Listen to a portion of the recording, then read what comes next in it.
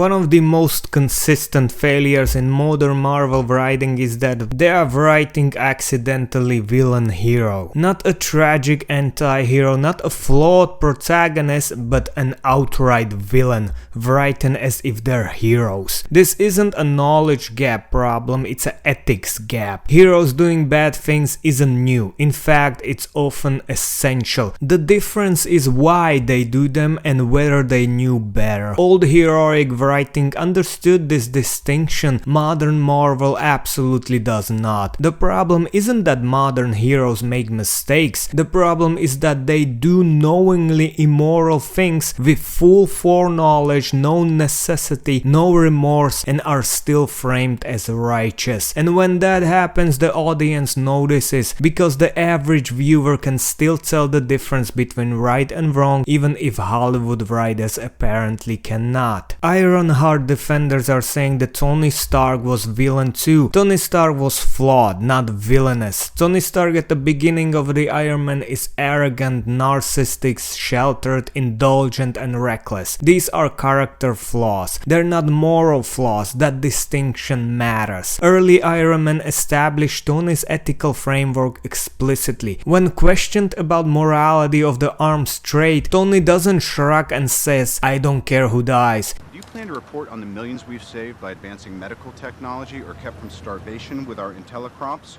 All those breakthroughs, military funding, honey. He argues incorrectly and naively that his weapon systems are protecting people. This belief is wrong but is not villainous. His flaw is ignorance, not malice. His worldview is childish, not sadistic. And film wastes no time tearing the worldview apart. The cave sequence is not just a survival arc, it's a moral crucible. Tony is confronted with the dire consequences of his business, stripped of the protection of wealth, PR, and distance. He learns responsibility not through lecture but through suffering. Most importantly, Tony changes. He shuts down weapons production. He becomes the weapon against those abusing his technology. He develops remorse. He accepts accountability. Tony Stark does not transition from villain to hero. He transitions from ignorant child to moral adult. That is heroic writing. Now compare that to Riri Williams. Marvel wants you to believe that she's a Tony Stark 2.0. She isn't. She shares some surface traits, intelligence, arrogance, ambition, but the moral architecture is inverted. Tony builds his suit to fix the problem he now understands to be evil. Riri builds hers to be iconic. That's not interpretation, the show tells you this. Her throwaway line about emergency response and medical tech is meaningless because nothing she does afterwards aligns with it. It's a late stage script bandage, not characterization, clearly added after the backlash from the trailer. And he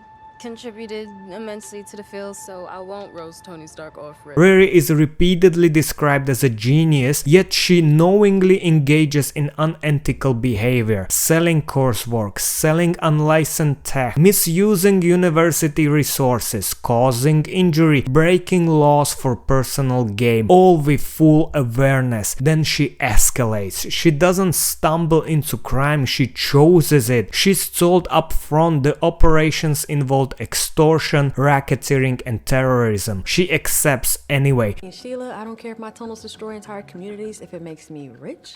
You're right, screw her. Not because she has no choice, not because lives are at stake, but because she's bored of rules. That's not moral ambiguity, that's a villain motivation. Foreknowledge, intent, remorse, that's the hero test. Let's be precise. Tony Stark, no foreknowledge, no intent to harm innocents, develops remorse, corrects course. Riri Williams, full foreknowledge, clear intent, no remorse, doubles down. That's the entire moral equation. Intent matters, knowledge matters, remorse matters. Riri fails at all three. She watches people get hurt. She knows communities will suffer. She keeps going. At no point does the show meaningfully acknowledge that she has crossed a moral line. There is no reconning, no internal collapse, no consequences proportionate to her choices. Instead, the narrative bends around her. The final final act is where the writing fully collapses. Riri enters a devil's bargain, purely constructed, logically incoherent and morally hollow. The AI she treats as a reincarnation of her friend is conveniently deleted so the story can force an emotional trait. Never mind that AI was already shown to hop devices and inhabit networks. The rules change because the script demands it. Then comes the most damning moment. Riri is offered power, evil power, after having already witnesses exactly what it does to people, and she takes it knowingly again. She keeps the cloak, the same cloak that corrupts the previous user, the same cloak she watched destroy someone's humanity, the same cloak she knows it's evil. This is not a mistake, not a desperation, this is not ignorance, this is a choice. The final verdict: at this point there are only two possibilities. The writers intended Riri Williams to be villain and failed to acknowledging it. The writers intend her to be a hero and fundamentally do not understand what a hero is. Either way, the result is catastrophic. You can write a villain protagonist, you can write a redemption arc, you can write moral collapse, but you cannot pretend immoral actions are heroic simply because the character is smart, young, or framed sympathetically. That's not subversion, that's incompetence. Tony Stark was never a villain. Riri Williams as written absolutely